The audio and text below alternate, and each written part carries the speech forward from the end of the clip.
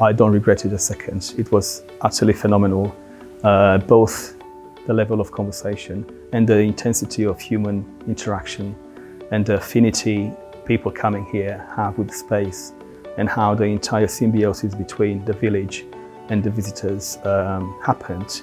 It is very unique. I have to confess, I have not experienced this in my life. Bits of it, yes, but completely separate.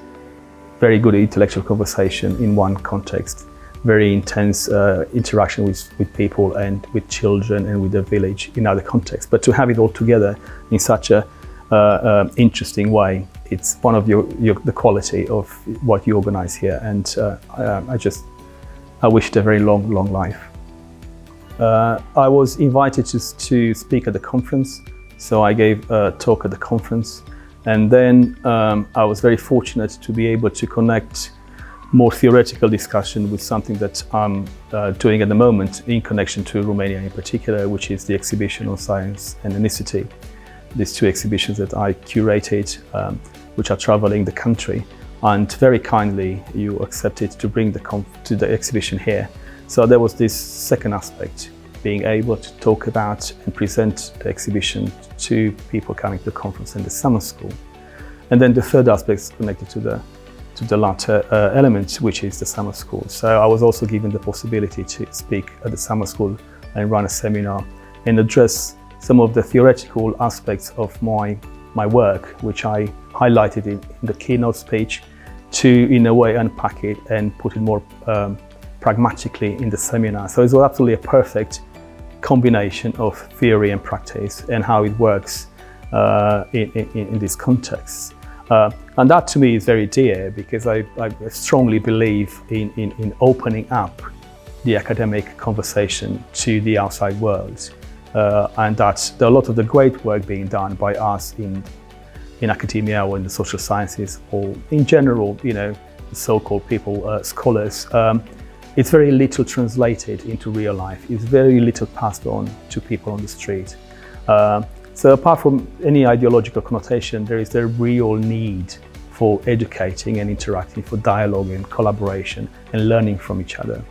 And this is what the connection between the conference, the exhibition and the summer school allowed me to do. Allowed me actually to be very honest with myself and express myself freely in this way, that actually I do enjoy talking to people completely outside my field, actually completely outside my geographical field entirely, to be here in a village and talk about these issues. So that's absolutely how my work intersected with what the school is promoting, what the conference is trying to achieve. These are very important issues. I mean, to decolonization, decoloniality, and all these issues are extremely important.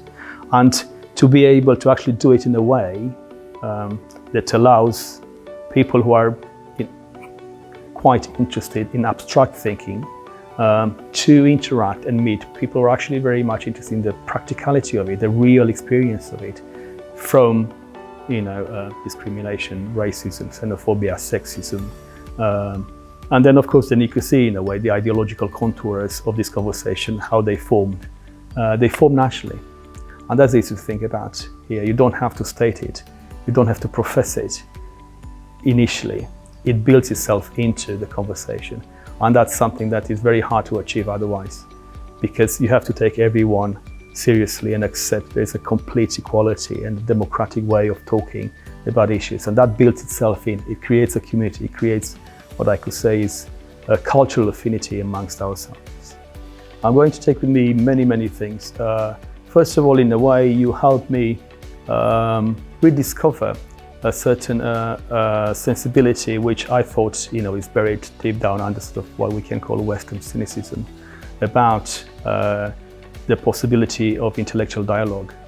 I think the fact that, and that's very refreshing, to actually believe, well, actually it is possible. It is possible to go back and trust people again in this way. There's a lot of conversation happening without actually us caring that much. You just speak for the sake of talking.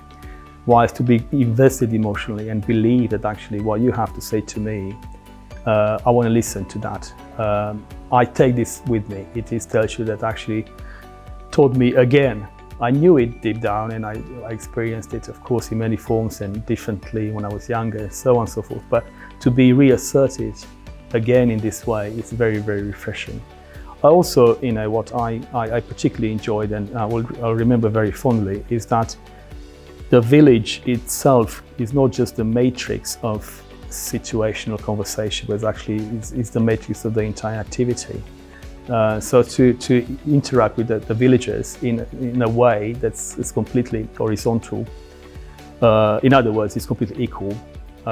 It's something that doesn't happen anymore. It doesn't happen to me anymore, because I simply live in a country where these kinds of things are not possible. And so again, to return to this kind of absolutely essential humanity about what life is, which are the things that actually do matter. Is it more about whatever academic status, or actually it is about really believing that ideals and practices and education and teaching and children, building a better life is more important. And that's the lesson I'm taking with me. And I'm very thankful, because otherwise I would not have had this possibility to do it in a very condensed way, very concise way, within 4 or 5 days here in Telciu. So thank you very much for that possibility. I'm very grateful.